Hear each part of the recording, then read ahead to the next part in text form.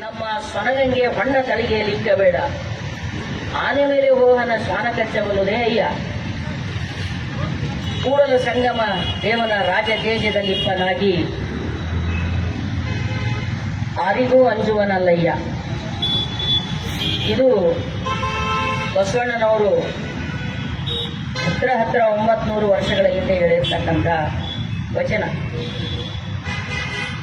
ರಾಜಪ್ರಭುತ್ವ ಇದ್ದ ಕಾಲದಲ್ಲಿ ಪ್ರಗತಿಪರ ಆಲೋಚನೆಗಳನ್ನು ಮಾತನಾಡುವುದು ಕೂಡ ಕಷ್ಟ ಆದಂಥ ಸಂದರ್ಭದಲ್ಲಿ ಒಬ್ಬ ರಾಜನ ಗದ್ದುಗೆ ಕೆಳಗೆ ಕುಂತು ಕೆಲಸ ಮಾಡ್ತಕ್ಕಂಥ ಮುಖ್ಯಮಂತ್ರಿ ಪದವಿ, ದಂಡನಾಯಕ ಪದವಿಯನ್ನು ಹೊತ್ಕೊಂಡಿರ್ತಕ್ಕಂಥ ಬಸವಣ್ಣ ಹೇಳಿದ ಮಾತು ಏನು ಅಂತ ಕೇಳಿದ್ರೆ, ಕೂಡಲ ಸಂಗನ ಶರಣನ ಆರಿಗೂ ಅಂಜುವನಲ್ಲವಯ್ಯ, ಯಾವುದಕ್ಕೂ ನಾನು ಅಂಜುವುದಿಲ್ಲ.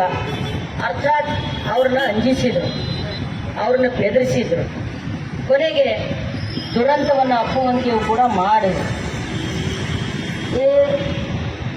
ಈ ಸಮಾಜದ ಪ್ರವೃತ್ತಿ ಇದೆ. ಯಾರ ನೀವು ವ್ಯವಸ್ಥೆಯ ವಿರುದ್ಧ ಮಾತಾಡ್ತೀರಿ ಅಥವಾ ಸರ್ವ ಜನಾತೆಯ ಪರವಾಗಿ ತುಳಿತಕ್ಕೆ, ಶೋಷಣೆಗೆ, ನೋವಿಗೆ ಒಳಗಾದವರ ಪರವಾಗಿ ಬರೀ ಮಾತಾಡೋದಲ್ಲ, ಅವ್ರ ಜೊತೆಗೆ ನೀವು ನಿಲ್ತೀರಿ ಅಂದರೆ ನಿಮ್ಮ ಬಾಯಿ ಮುಚ್ಚಿಸ್ತಾರೆ, ನಿಮ್ಮ ಗುಟ್ಟು ಅಡಗಿಸ್ತಾರೆ. ಹೀಗಾಗಿ ಇವತ್ತು ಸ್ನೇಹಿತರೆ, ನಿಜಗುಣಾನಂದ ಸ್ವಾಮಿಯವರಿಗೆ ಬಂದಿರತಕ್ಕಂಥ ಬೆದರಿಕೆ ಪತ್ರ ಇದು ಮೊದಲನೇದು ಅಲ್ಲ, ಕೊನೆಯದೂ ಅಲ್ಲ. ಮತ್ತು ಈಗಾಗಲೇ ಕರ್ನಾಟಕದಲ್ಲಿ ಬಹಳಷ್ಟು ಜನರಿಗೆ ಬಂದಿವೆ. ಬಂಜಿಗೆರೆ ಜಯಪ್ರಕಾಶ್, ಲಲಿತಾ ನಾಯಕ್, ಪ್ರಕಾಶ್ ರೈ, ಸುಮಾರು 68 ಜನರಿಗೆ ಒಂದು ಲಿಸ್ಟ್ ಕೊಟ್ಟಿದ್ದಾರೆ. ಇದೇ 2-3 ವರ್ಷದ ಅವಧಿಯಲ್ಲಿ ಉಗ್ರ ಹಿಂದೂ ಅನ್ನುವ ಹೆಸರಿನಿಂದ, ಜೈ ಶ್ರೀರಾಮ ಅನ್ನುವಂಥ ಹೆಸರಿನಿಂದ ಸಾಕಷ್ಟು ಜನರಿಗೆ ಬೆದರಿಕೆ ಪತ್ರಗಳು ಬಂದಿವೆ, ಬರ್ತವೆ. ಅದ್ರ ಬಗ್ಗೆ ನಾವು ಚಿಂತಿತರಾಗಬೇಕು, ಖಂಡಿತ ಚಿಂತಿತರಾಗಬೇಕು. ಅಂತ ಕೋಮುವಾದಿ ಶಕ್ತಿಗಳನ್ನ, ವ್ಯಕ್ತಿಗಳನ್ನ, ವಿಚಾರಧಾರೆಯನ್ನ ಹಿಂದೆ ಸರಿಸುವ ಕೆಲಸ ಆಗಬೇಕು. ವಿಚಾರಧಾರೆಯ ಪ್ರಶ್ನೆ ಇದೆ, ಇದು ವ್ಯಕ್ತಿಯ ಪ್ರಶ್ನೆ ಅಲ್ಲ. ಈಗ 4 ಜನರಿಗೆ ಹೊಡೆದ್ರು, ಗೌರಿ ಲಂಕೇಶ್, ಗಾಂಧಿ ಹಿಡ್ಕೊಂಡು ಗೌರಿ ತನಕ ಸುಮಾರು ಜನರಿಗೆ ಕೋಮುವಾದಿಗಳ ಹತ್ಯೆ ಮಾಡೋದು. ಗೌರಿಯ ತನಿಖೆ ಕೊನೆಯ ಹಂತದಲ್ಲಿದೆ, ಅಪರಾಧಿಗಳನ್ನು ಬಂಧಿಸಿದ್ದಾರೆ. ಸ್ವಲ್ಪ ದಿವಸ ಆದರೆ ಅವರಿಗೆ ಶಿಕ್ಷೆ ಕೂಡ ಆಗ್ತದೆ. ಹೊಡೆದವರು ಸಿಗಿಬಿದ್ರು, ಹೊಡೆಸಿದವರು ಸಿಗ್ಬೀಳ್ತಾರೆ. ಹೊಡೆದವ್ರು ಯಾರು? ಇವೇ ಶೂದ್ರರು, ಇವೇ ಬಾಡಿಗೆ ಬಂಟರು.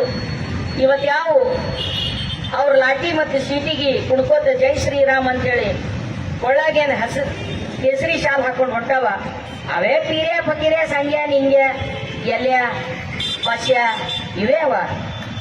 ಅವ್ರು ಬಿಟ್ಟು ಮತ್ಯಾರು? ರಾಘವಾಚಾರಿ, ಕೃಷ್ಣಾಚಾರಿ, ದ್ವೈಪಾಯನಾಚಾರಿ, ಶ್ರೀನಿವಾಸಾಚಾರಿ, ಇವ್ರು ಯಾರು ಇಲ್ಲ, ಇರೋದಿಲ್ಲ. ಅವ್ರು ಇಲ್ಲಿ ಲೀಡರ್ಗೆ ಮಾಡ್ಲಿಕ್ಕತ್ತಾರ. ಅವ್ರ ಮಕ್ಕಳು IT BT ಅದು ಇದು ಕಾರ್ಪೊರೇಷನ್ ಕಂಪನಿ ಒಳಗೆ ದೊಡ್ಡ ದೊಡ್ಡ ಮ್ಯಾನೇಜರ್ ಆಗಿ ಅಮೆರಿಕದಾಗಾರ, ಇಂಗ್ಲೆಂಡ್ನಾಗಾರ, ಫರಕ್ ಬಿದ್ರೆ ಚಂದ್ರಲೋಕದಾಗ ಜಾಗ ಸಿಕ್ಕರು ಹೋಗೋರ. ಅವರು ಇರೋರೆಲ್ಲ ನಾವೇ ಇದ್ದೇವೆ, ನಮ್ಮ ಹುಡುಗರಿಗೆ ಯಾವ ವಿಚಾರಧಾರೆಯನ್ನ ಅವ್ರ ಸಮಾಜದಲ್ಲಿ ತುರುಕ್ಬೇಕಂತಾರ, ನುಗ್ಗಿಸ್ಬೇಕಂತಾರ, ಆ ವಿಚಾರಧಾರೆಯನ್ನು ಹಿಮ್ಮೆಟ್ಟಿಸ್ಲಿಕ್ಕೆ ನಾವೆಷ್ಟು ಕೆಲಸ ಮಾಡೀವಿ ಅನ್ನುವ ಆತ್ಮವಿಮರ್ಶೆ ಮಾಡಿಕೊಳ್ಳಬೇಕಾಗಿರ್ತಕ್ಕಂಥ ಹೊತ್ತು ಇದು ಅಂತ ನಾನು ಅನಿಸ್ತೀನಿ. ಸರ್ಕಾರದ ಮೇಲೆ ಒತ್ತಡ ತರ್ತಾ ಇದ್ದೀವಿ. ಮೊನ್ನೆ ದಿವಸ ನೀವೆಲ್ಲ ಕೇಳಿರ್ಬೋದು, ಗೌರಿ ಲಂಕೇಶ್ ಅವರ 5ನೇ ವರ್ಷದ ಅವರ ದಿನಾಚರಣೆಯ ಸಾವಿನ ದಿನಾಚರಣೆ ಸಂದರ್ಭದಲ್ಲಿ ಸಿದ್ದರಾಮಯ್ಯನವರು ಇದನ್ನು ಕುರಿತು ಮಾತಾಡಿದ್ದಾರೆ. ಮಾನ್ಯ ಮುಖ್ಯಮಂತ್ರಿಗಳು, ಇಂಥ ಶಕ್ತಿಗಳನ್ನು ನಾವು ಮುಟ್ಟುಗೋಲು ಹಾಕ್ತೀವಿ. ಆದರೆ ಪ್ರಶ್ನೆ ಇರೋದು, ಒಂದು ಸರ್ಕಾರದ ವ್ಯಾಪ್ತಿಯನ್ನು ಮೀರಿಯೂ ಕೂಡ ಆ ಆಲೋಚನಾ ಲಹರಿಯನ್ನ ಜನರ ಮನಸ್ಸಿನಲ್ಲಿ ತುರುಕಿದ್ದಾರೆ. ಜನಮಾನಸದಲ್ಲಿ ಅದನ್ನು ರಕ್ತಗತಗೊಳಿಸುವಂತ ಪ್ರಯತ್ನ ಅವ್ರು ಮಾಡ್ತಾ ಇದ್ದಾರೆ. ಅದನ್ನು ರಕ್ತಗೊಳಿಸದೆ ಇರುವ ರೀತಿಯಲ್ಲಿ, ಅದನ್ನು ಹೊಡೆದಾಡುವ ರೀತಿಯಲ್ಲಿ ನಾವು ಕೆಲಸ ಮಾಡಬೇಕಾಗಿರ್ತಕ್ಕಂಥ ಅವಶ್ಯಕತೆ ನಮ್ಮೆಲ್ಲರ ಮೇಲಿದೆ. ಯಾಕೆ ಗೌರಿನ ಅಥವಾ MM ಕಲಬುರ್ಗಿ ಅಂತ ಅವ್ರನ್ನ ಹೊಡೆದ್ರು ಅನ್ನೋದಕ್ಕೆ ನೀವೆಲ್ಲ ಗೊತ್ತಿದೆ. ನನಗಿಂತ ಚಲೋ ಬಲ್ಲವರಿದ್ದೀರಿ, ತಿಳಿದವರಿದ್ದೀರಿ, ನಿಮ್ಗೇನು ಹೇಳಬೇಕಾಗಿಲ್ಲ. ಪ್ರಶ್ನೆ ಇಷ್ಟೇ ಇಲ್ಲ, ಯಾರು ಈ ಹಾದಿಗೆ ಹೋಗೋರಿಗೆ ಹೇಳಬೇಕಂತೂ ಅವ್ರು ನೀವು ಕೇಳಲ್ಲ, ಯಾರು ನೀವು ಕೇಳಬೇಕಂತ ನನಗೆ ಚಲೋ ಗೊತ್ತಿದ್ದವ್ರಿದ್ದೀರಿ. ಹೌದಲ್ಲ? ಹಿಂಗಾಗಿ ಸ್ನೇಹಿತರೆ ಮತ್ತೆ ನಾವೇ ಮಾತಾಡಿದ್ರೆ ಮನವರಿಕೆ ಮಾಡ್ಕೋಬೇಕಷ್ಟೇ. ನಂಗೆ ಚಂದ ನೆನ್ಪದು ಹಿಂಗೆ ನೆನ್ಕೊಂಡದ್ದು ನನಗೆ ಪಕ್ಕ ನಾ PUC ಸೆಕೆಂಡ್ ಇಯರ್ ಇದ್ದ. ಹಿಂಗೆ ಈ ಸ್ವಾಮಿಗಳು ಬೈಕೋತ್ ಭಾಷಣ ಮಾಡ್ತಿದ್ದ, ಸ್ವಾಮಿಗಳ ಸಂಘಟನೆ. ಯಾಕಂದ್ರೆ ನಾ ಕರ್ಕೊಂಡು ಒಳ್ಳಪ್ಪನ ಪದ ಹೇಳ್ತಿದ್ದ, ವಿರಕ್ತರಪ್ಪ ವಿರಕ್ತರು, ವಿರಕ್ತರು ಇವರು ಹೌದೇನಪ್ಪ, ವಿರಕ್ತರಪ್ಪ 3 ಅಕ್ಷರಪ್ಪ, ವಿರಕ್ತರು ಇವರು ಹೌದೇನಪ್ಪ, 3 ಲೋಕ ಮುಚ್ಚವಪ್ಪ, ವಿರಕ್ತರು ಇವರು ಹೇಳ್ತಾರಪ್ಪ, ಮಠದಾಗ ತೊಟ್ಟಿಲ್ ಕಟ್ಟ್ಯಾರಪ್ಪ, ಊಟದ ಮಹಾನ್ ಹಚ್ಚ ಅನ್ನೋತಪ್ಪ ಅಂತ ಪದ ಹೇಳ್ತಿದ್ದೆ ನಾನು. ಪಟ್ಟು ಚರ್ಮೂರ್ತಿ ಅಂತೀರಿ, ಪಾರಮಾರ್ಥ ನೆನೀತೀರಿ, ಪರನಾರಿ ಸಂಘ ಮಾಡಿ ಊಟದ ಮಾತಕ್ಕೆ ಹಾಕ್ತೀರಿ ಅಂತ ಹೇಳಿ. ಎಂತು ವಿರತಿಯೋ ನಿಂದು, ಎಂತು ವಿರತಿಯೋ, ಸಂಧ್ಯೆ ಸೂಳ್ಯ ಮಗನೇ ನಿನ್ನ ಅಂತರಂಗದ ಅರಿವೆ ಇಲ್ಲ, ಎಂತು ವಿರತಿಯೋ ನಿಂದು, ಎಂತು ವಿರತಿಯೋ ಅಂತ ಮಡಿಯೊಳಪ್ಪನ ಪದಗಳನ್ನು ಹೇಳಿ ಭಾಷಣ ಮಾಡ್ತಿದ್ದ.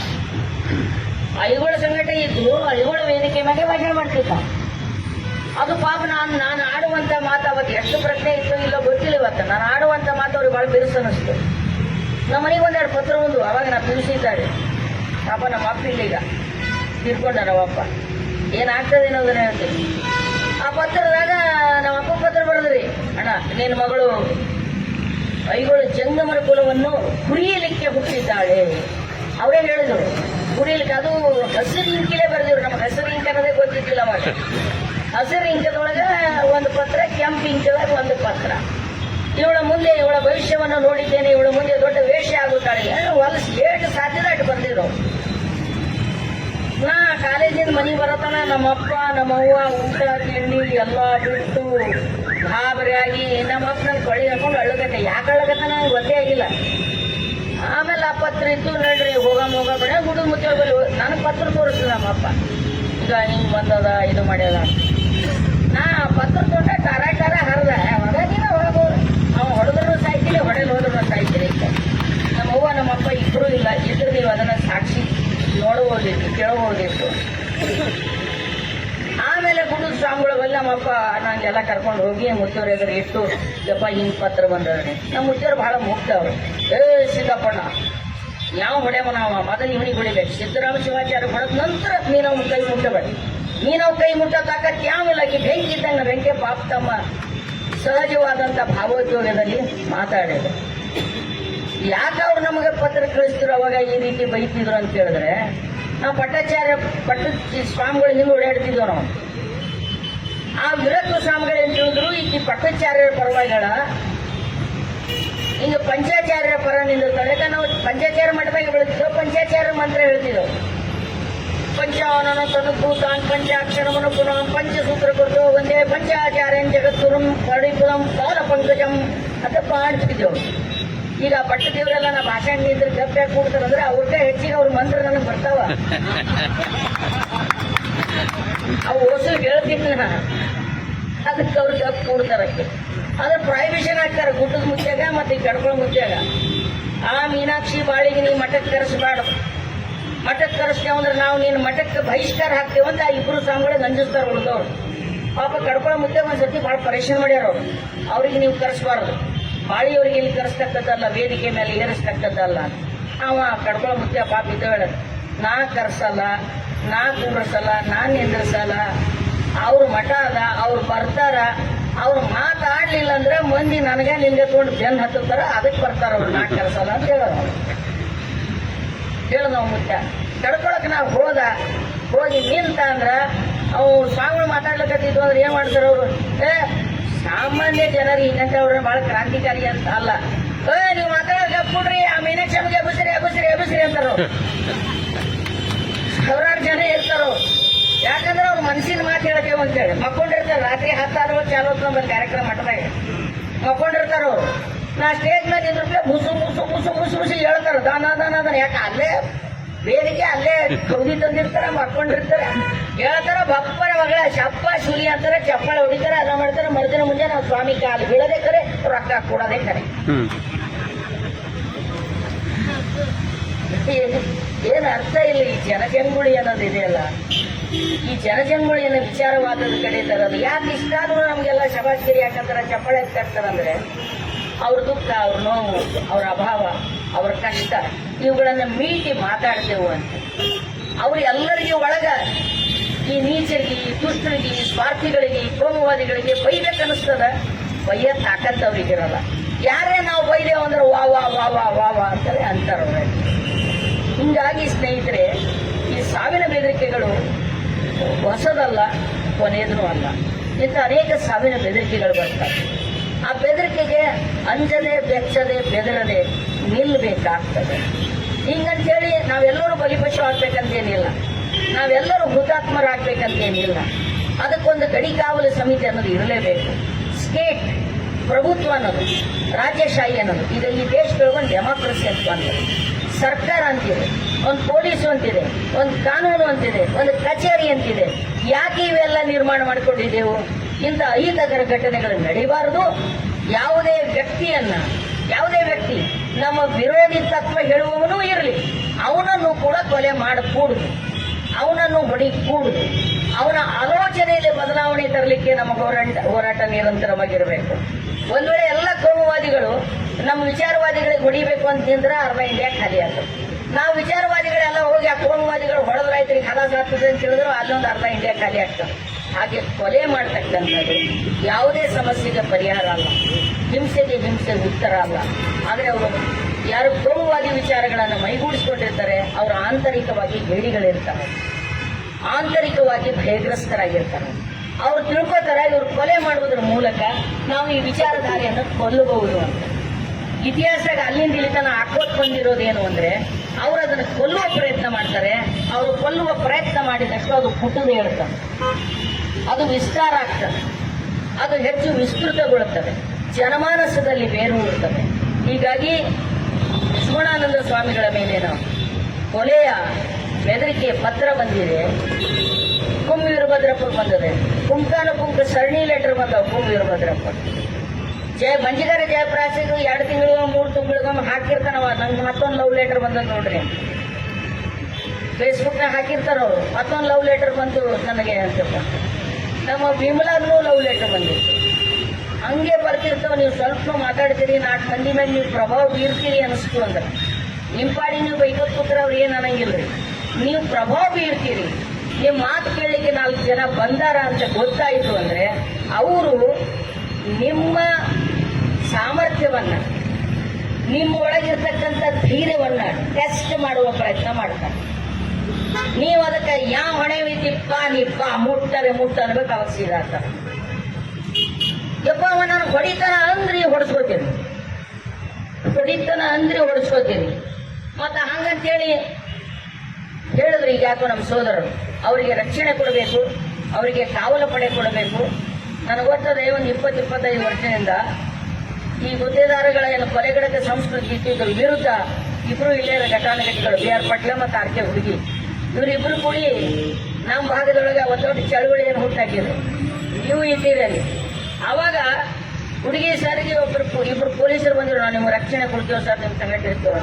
ಸರ್ ಒಂದು ಮಾತಾಡಿದ್ರು, ನೋಡಪ್ಪ ನಾ ಶಾಲಿ ಮಾಸ್ತರ್ ಇದ್ದೀನಿ, ನನ್ನ ಪಗಾರಕ್ಕೆ ಊಟ, ನನ್ನ ಹೆಂಡ್ರ ಮಕ್ಕಳು ಊಟ ಮಾಡೋದ್ರಾಗೆ ಸಾಕು, ನಿನಗೋ ಬರೀತಂದ್ರೆ 4 ದಿನ ಊಟ ಹಾಕೋದು ಎಲ್ಲಿ ಹೊಡೆಯೋರು ಹೊಡಿತಾರ ಹೋಗ್ತಾರೆ, ಸುಮ್ಮ ಹೋಗಿ ನಿನ್ನ ಮನೆಗೆ ಅಂತ ಹೇಳಿ ಕಳಿಸಿದ್ರು. ನೀವೇನಿ ರಕ್ಷಣೆ ಕೊಡೋದ್ರ ಮೂಲಕ ನಾವು ಉಳಿತೇವಂತ ತಿಳ್ಕೊಂಡ್ರೆ ತಪ್ಪು. ಅದು ಇಂದಿರಾ ಗಾಂಧಿಗೆ ಯಾವ ರಕ್ಷಣೆ ಇರಲಿಲ್ಲ. ರಕ್ಷಕರು ತಾನೇ ಹುಡುಕಿದ್ರು ಇಂದಿರಾ ಗಾಂಧಿ, ರಕ್ಷಕರು ತಾನೇ ಇಂದಿರಾ ಗಾಂಧಿ ಹುಡುಕಿದ್ರು. ಹಾಗಾಗೋದಿಲ್ಲ ಸ್ನೇಹಿತರೆ. ನಮ್ಮ ನಿರಂತರ ಪ್ರಯತ್ನ ಏನಿರಬೇಕಂದ್ರೆ, ಆ ಕೋಮುವಾದಿಯ ವಿಚಾರಧಾರೆಯಲ್ಲಿ ಸಿಗಿಬಿದ್ದಿರ್ತಕ್ಕಂಥ ನಮ್ಮ ಯುವ ಪೀಳಿಗೆ ಏನಾದ್ರಿಂದ ಹೊರಗೆ ತರಬೇಕು.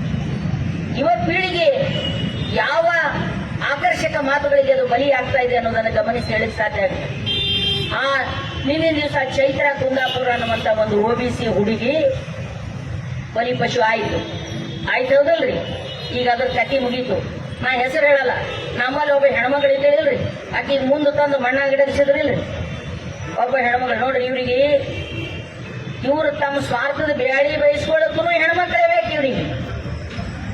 ಅಲ್ಲಿರೋ ಒಬ್ಬ ಹೆಣ್ಮಗಳಿಗೆ ಬಳಸ್ಕೊಂಡ್ರು. ಹೀಗೆ ಅನೇಕ ದಿವ್ಯ ಚೇತನಗಳು ನಮ್ಮಲ್ಲಿವೆ. ಹೌದಲ್ಲ, ದಿವ್ಯ ಚೈತ್ರ ಶ್ರಾವಣ ಸಾಕಷ್ಟು ಬರ್ತವೆ. ಆ ಹುಡುಗಿ ಇವತ್ತು ಬಲಿಪಶು ಆಯ್ತು. ಆಕೇನು ಹೇಳ್ಕೊತ ಹೋದಳು, ದೊಡ್ಡ ದೊಡ್ಡ ಹೆಸರುಗಳಿವೆ, ಇದರಲ್ಲಿ ನಾವು ಹೊರಗೆ ಹಾಕ್ತೀನಿ ಅಂತ. ಹೊರಗೆ ಹಾಕಿಬಿಡ್ತಾರೆ ಏನಕ್ಕೆ, ಹೊರಗೆ ಹಾಕಿಬಿಡ್ತಾರೆ, ಹೇಳ್ಬಿಡ್ತಾರೆ ಏನಕ್ಕೆ, ಅದಕ್ಕೆ ಹುಚ್ಚು ಮಾಡಿ ಖಲಾಸ್ ಮಾಡಿ ತೆಗೆದು ಬಿಡ್ತಾರೆ, ನಿಷ್ಕ್ರಿಯಗೊಳಿಸಿ ಬಿಡುತ್ತಾರೆ. ಹೀಗೆ ಅನೇಕ ಹುಡುಗರು, ಅವೆರಡು ಮಹಿಳೆಯರು, ಅವೆರಡು ಹಿಂದುಳಿದ ಶೂದ್ರ ಸಮುದಾಯಕ್ಕೆ ಸೇರಿರ್ತಕ್ಕಂಥ, ಇನ್ನು ಅನೇಕ ಶೂದ್ರ ಸಮುದಾಯಕ್ಕೆ ಸೇರಿರ್ತಕ್ಕಂಥ ಮಕ್ಕಳು RSS ಪ್ರಣೀತವಾಗಿರ್ತಕ್ಕಂಥ ಅನೇಕ ಸಂಘಟನೆಗಳಲ್ಲಿ ನಮ್ಮ ಹುಡುಗರು, ಬಜರಂಗ ದಳ, ವಿಶ್ವ ಹಿಂದೂ ಪರಿಷತ್, ದುರ್ಗಾವಾಹಿನಿ, ಮಾತೃ ಸಂಸ್ಥೆ, ಆ ಸಂಸ್ಥೆ, ಈ ಸಂಸ್ಥೆ, ಆದಿವಾಸಿ ವನವಾಸಿ ಸಂರಕ್ಷಣಾ ಸಮಿತಿ, ಒಂದು 100 ಹೆಸರಿನಿಂದ ಸಂಘಟನೆಗಳು ಮಾಡ್ಕೊಂಡಾರೆ. 100 ಹೆಸರಿನಿಂದ ಸಂಘಟನೆಗಳು 2014ರಿಂದ ಇಲ್ಲಿವರೆಗೆ ಲೆಕ್ಕ ಇರಲಾರ್ದಷ್ಟು ಸಂಪನ್ಮೂಲಗಳನ್ನು ಕ್ರೋಢೀಕರಿಸಿಕೊಂಡಾರು. ಲೆಕ್ಕ ಇರಲಾರ್ದಷ್ಟು ಇಂಡಿಯಾ ಇನ್ನೊಮ್ಮೆ ಖರೀದಿ ಮಾಡಷ್ಟು ಸಂಪತ್ತನ್ನು ಕ್ರೋಢೀಕರಿಸಿಕೊಂಡಾರೆ. ಇವತ್ತು ಆ ವಿಚಾರಧಾರೆ ಏನಿದೆಯಲ್ಲ, ಆ ವಿಚಾರಧಾರೆ ಅದು ಕಬಂಧ ಬಾವು ಉಳ್ಳಂಥದ್ದು, ರಾಕ್ಷಸಿ ಪ್ರವೃತ್ತಿ ಇರತಕ್ಕಂಥದ್ದು. ಆ ವಿಚಾರಧಾರೆಯಿಂದ ನಮ್ಮ ಮಕ್ಕಳನ್ನು ಬಿಡಿಸುವಂತಹ ಕೆಲಸ ನಾವು ನಿರಂತರ ಮಾಡಬೇಕಾಗಿದೆ. ನಮ್ಮ ಮಕ್ಕಳನ್ನು ಬಿಡಿಸುವಂತಹ ಕೆಲಸ ನಾವೇನ್ ತಿಳ್ಕೊಂಡಿವಿ, ಉಂಡು ತಿಂದು ಚಲೋ ಇದ್ದವರು, ಯೂನಿವರ್ಸಿಟಿದಾಗ ಮಕ್ಕಳಿಗೆ ಶಾಲೆಗೆ ಹಾಕಿದವರು, ಇಂಜಿನಿಯರ್ ಡಾಕ್ಟರ್ ಮಾಡಿದವರು ನಾವು ಸೇಫ್ ಇದ್ದೇವೆ ಅಂತ ತಿಳ್ಕೊಂಡಿವಿ. ನಾವ್ಯಾರೂ ಸೇಫ್ ಇಲ್ಲ, ನಮ್ಮ ಮಕ್ಕಳು ಸೇಫ್ ಇಲ್ಲ. ಒಂದಿಟ್ಟು ಏನೋ ಸಿಕ್ಕದ ಡೆಮೋಕ್ರಸಿ ಕಾರಣಕ್ಕಾಗಿ, ಬಾಬಾ ಸಾಹೇಬ್ ಅಂಬೇಡ್ಕರ್ ಸಂವಿಧಾನ ಕಾರಣಕ್ಕಾಗಿ ಒಂದಿಷ್ಟು ಅಲ್ಲಿ ನೌಕರಿ, ಒಂದಿಷ್ಟೆಲ್ಲೋ ರಾಜಕೀಯ ಸ್ಥಾನಮಾನಗಳು, ಒಂದಿಷ್ಟೆಲ್ಲೋ ಸಂಪತ್ತು, ಒಂದಿಟ್ಟೆಲ್ಲೋ ನೌಕರಿ, ಒಂದಿಟ್ಟೆಲ್ಲೋ ಹೊಲ, ಒಂದಿಟ್ಟೆಲ್ಲೋ ಮನಿ, ಇಟ್ಟು ಸಿಕ್ಕುಳ್ಳೇನು ನಮ್ಗೆಲ್ಲ ಸಿಕ್ಕದ. ನಾವೇನೀಗ ಹೈರಾಣದಾಗಿಲ್ಲ, ನಾವು ಆರಾಮಿದ್ದೆವು.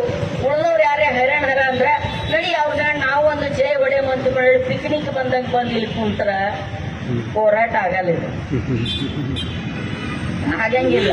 ಯಾವಾಗಲೂ ಹೇಳ್ತಿರ್ತಾರೆ sir, revolution is not A dinner party ಅಂತ. ಸೊ ಸಮರಧೀರ ಹೋರಾಟ ಮಾಡಬೇಕಾದ ಅನಿವಾರ್ಯತೆ ನಮ್ಮೆಲ್ಲರ ಮೇಲಿದೆ.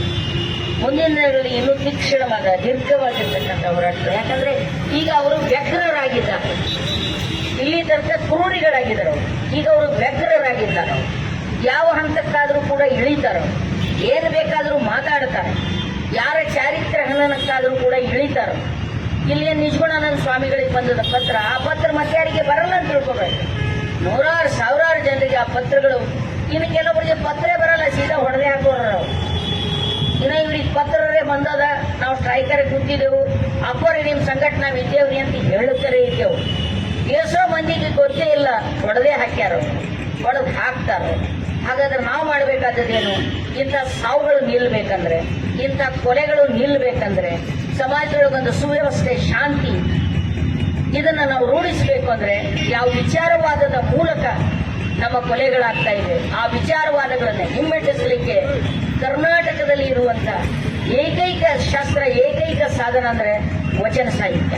ನೆನ್ಪಿಟ್ಕೊಳ್ಳಿ, ವಚನ ಸಾಹಿತ್ಯ. ವಚನ ಸಾಹಿತ್ಯ ವಚನದ ಪಠಣ ಅಲ್ಲ ಬರೇ, ಅಥವಾ ವಚನವನ್ನು ಸುಶ್ರಾವ್ಯವಾಗಿ ಹಾಡುವುದಲ್ಲ. ವಚನದ ತತ್ವ, ವಚನದ ಸಿದ್ಧಾಂತ ನಾವು ಅನುಷ್ಠಾನಕ್ಕೆ ಒಳಪಡಿಸಿದಾಗ, ಅದು ನಿಜವಾಗಿ ಮುಟ್ಟಬೇಕಾದಂತ ಜನರಿಗೆ ಮುಟ್ಟಿಸಿದಾಗ, ಯಾರು ಅದರ ನಿಜವಾದ ವಾರಸುದಾರರು, ನಾವ್ಯಾರು ಏನ್ ಜಾತಿ ಲಿಂಗಾಯತರ ಅಂತ ಹೇಳ್ತೀವಿ, ನಾವು ಅದರ ವಾರಸುದಾರರು ಅಂತ ಏನ್ ತಿಳ್ಕೊಂಡಿದ್ದೀವಿ, ಅದು ತಪ್ಪು.